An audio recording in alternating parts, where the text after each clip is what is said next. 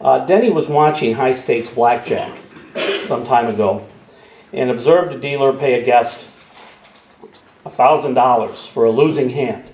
Now, this is a high-stakes player, obviously. He's a high roller here at Soaring Eagle, and he had been betting $1,000 per hand the entire time he had been at the table.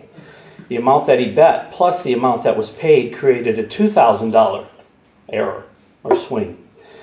Denny informed the pit manager of the error, and the money was retrieved. Just a side note to that, as they say, a picture's worth 1,000 words. Just to respect to this player, you don't just say, "Sir, you owe us 1,000 and another 1,000 because it was $2,000 error." We took a photo of that hand and brought it down to him, and Denny helped with that.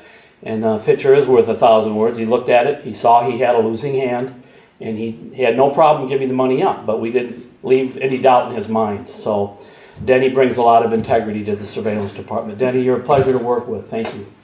Congratulations.